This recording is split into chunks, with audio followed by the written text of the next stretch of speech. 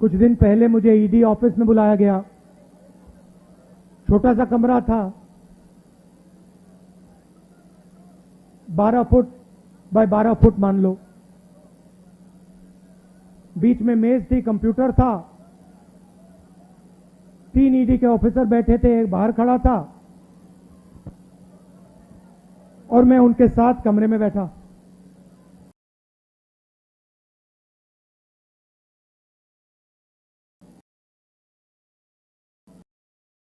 शाम हुई, मैं ज्यादा कुर्सी से नहीं हिला। वो बीच में उड़ जाते थे, चले जाते थे। उनके जो सीनियर ऑफिसर थे उनको इंस्ट्रक्शन की भी जरूरत थी, तो वो निकलते रहते थे, आते थे। तो रात को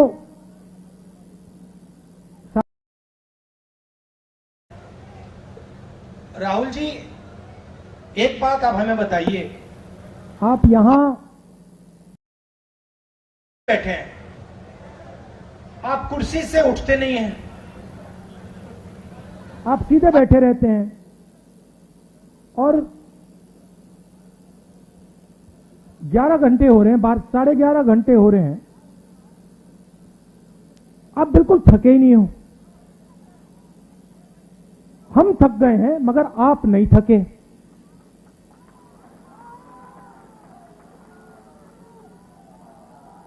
ये उन्होंने पूछा, आपका सीक्रेट क्या है? मैंने सोचा और मैंने कहा कि इनको सच्ची बात नहीं कहता हूं, दूसरी बात कह देता हूं, दूसरा कारण कह देता हूं, मगर मेन बात नहीं कहता हूं।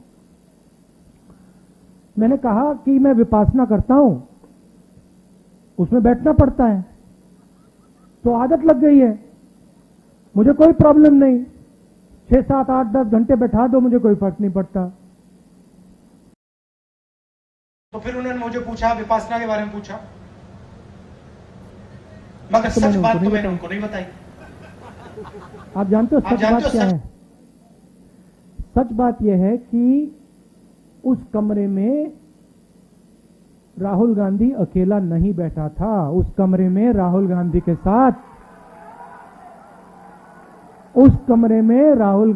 साथ कांग्रेस का हर नेता, हर कार्यकर्ता कमरे में बैठा था। आप एक आदमी को थका सकते हो, मगर आप कांग्रेस पार्टी के करोड़ों कार्यकर्ताओं को, नेताओं को नहीं थका सकते हो।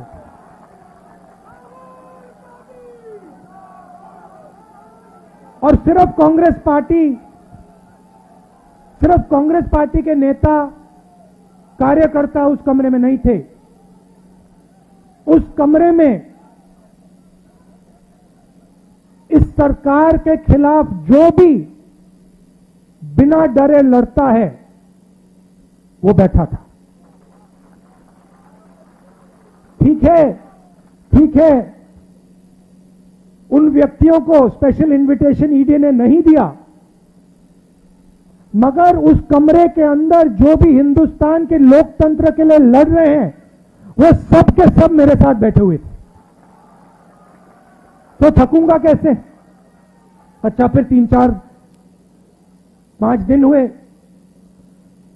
आखिरी दिन कहते, राहुल जी आपने इतनी पेशेंटली सवाल के जवाब दिए, हर सवाल को आपने सुना, आपने जवाब दिया, फिर आपने चेक किया, तो इतनी पेशेंस आप में से आपको कहां से मिल गई? मैंने कहा भैया ये तो मैं आपको नहीं बता सकता। वो पहले आपने थकान की बात पूछी, मैंने विपासना बोल दिया, मैं पेशेंस का नहीं कह सकता आपको। आप जानते हो पेशेंस कहां से आई? कह देना था, कांग्रेस पार्टी में 2004 से काम कर रहा हूं। पेशेंस नहीं आएगी तो क्या आएगी?